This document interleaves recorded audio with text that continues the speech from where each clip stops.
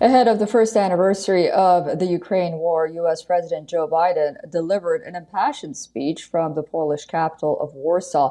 Biden's speech came hours after Russian President Vladimir Putin delivered his annual State of the Nation address. The U.S. president launched an all-out attack on Russia. Biden blamed Putin for the war in Ukraine. He reaffirmed Washington's unwavering support to Kyiv. Meanwhile, together we made sure that Russia is paying the price for its abuses. We continue to maintain the largest sanction regime ever imposed in any country in history. And we're going to announce more sanctions this week together with our partners. We'll hold accountable those who are responsible for this war, and we'll seek justice for the war crimes and crimes against humanity continuing to be committed by the Russians. Biden rejected Russia's claim that Western allies are seeking to control or destroy Russia. However, he accused Russia of crimes against humanity, such as targeting civilians. Later today, he's expected to meet leaders of NATO's eastern flank. Yesterday, Russian President Vladimir Putin delivered his annual State of the Nation address. The main focus of his address was on the war in Ukraine and the impact of sanctions on the Russian economy. Putin announced Moscow's suspension of its participation in the new START treaty. The START treaty is the last remaining arms control treaty between the world's two main nuclear powers, Russia and the United States. And even as the Russian president was delivering his speech, at least one Russian rocket hit a busy street in the Ukrainian city of Kherson, which killed at least 6 people. According to officials, 12 people were injured in the attack. Meanwhile, many people across Ukraine are still struggling to overcome the loss they have endured. When Russia launched its military operation in Ukraine, one strategic location was Mariupol city. Russian forces captured the city in May. The last Ukrainian soldiers surrendered after fighting from the underground tunnels of the vast Azovstal steelworkers. And now, much of Mariupol lies in ruins.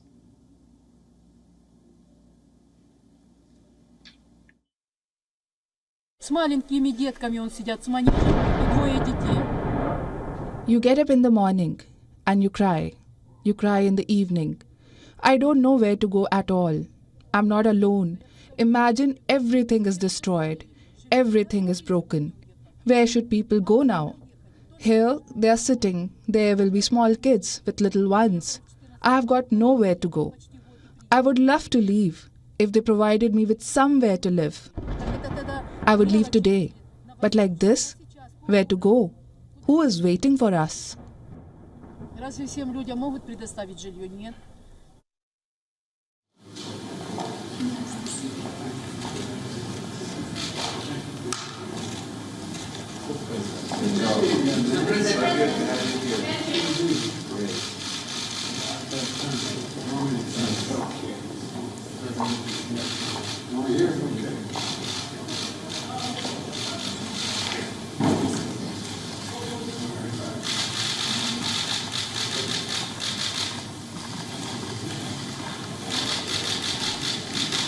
Mr. President, any reaction to Putin saying he's pulling out of New START? I don't have time. No time? Big mistake. Mr. President, how did your visit to Kyiv impact you?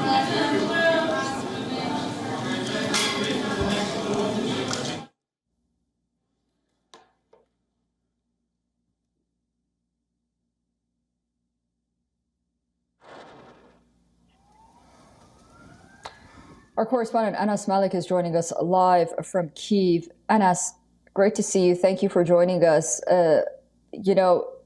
We're speaking as we just reported that several explosions rang out in northeastern city of Kharkiv.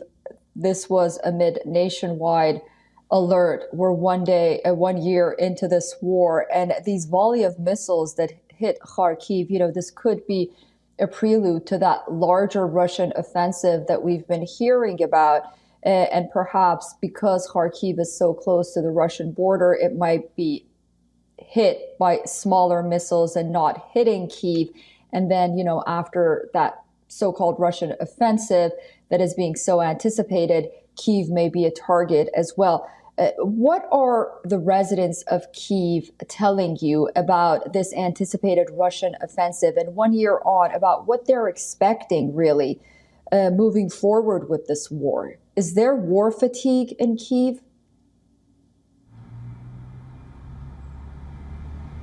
Well, Susan, we've seen that in the past 48 hours in the places or in the cities of Kherson and Kharkiv, we've seen that there has been an uptick in shelling by what is believed to be from Russia, or Russian shelling, as the Ukrainian emergency services specify that. We've seen a number of civilians getting injured, and the Ukrainian defense officials speaking on background have said that they fear more and more attacks in the next 48 hours in the run-up to that 1 year anniversary of the Russian invasion to Ukraine, which Russia classifies as a special military operation. Now, the residents of Kyiv, they continue to live under fear, though what you see behind me is business as usual, but this is essentially the new normal.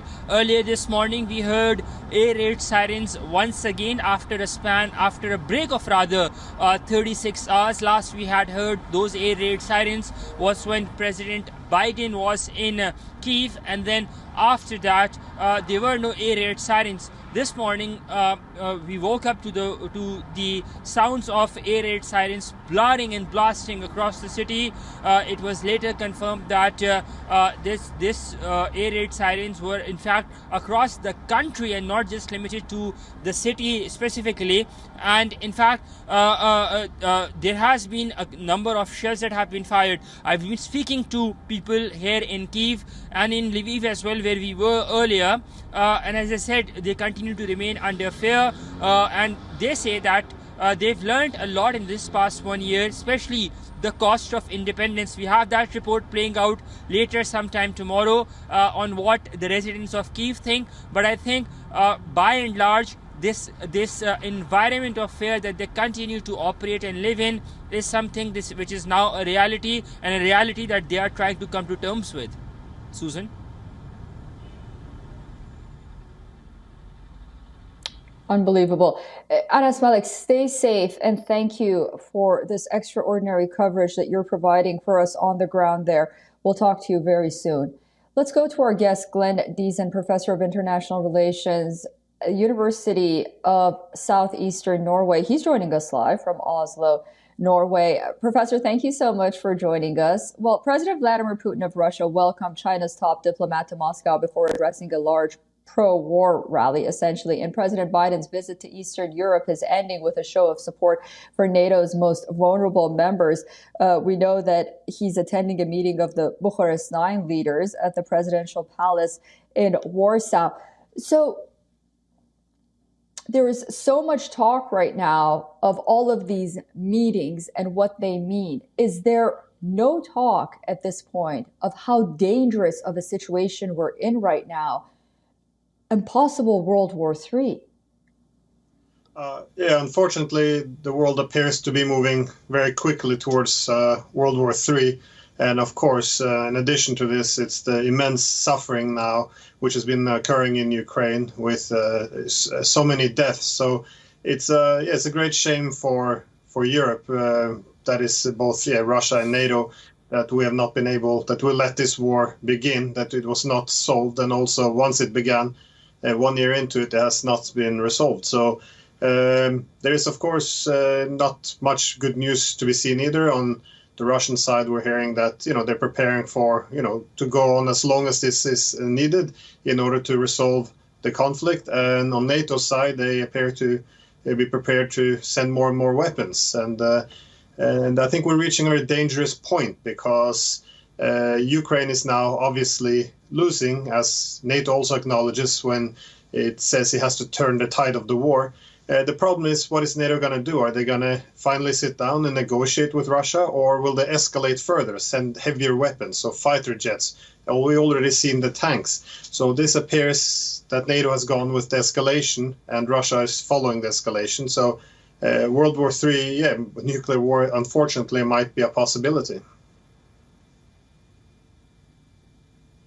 And what is the solution from your experience? Some say that at the end of the day, there has to be some sort of negotiated settlement to this war if there is going to be a prevention of World War III. Volodymyr Zelensky just casually throws this phrase around in a recent interview saying that if China gets involved, then we're going to see World War III. Well, China is involved now, first of all.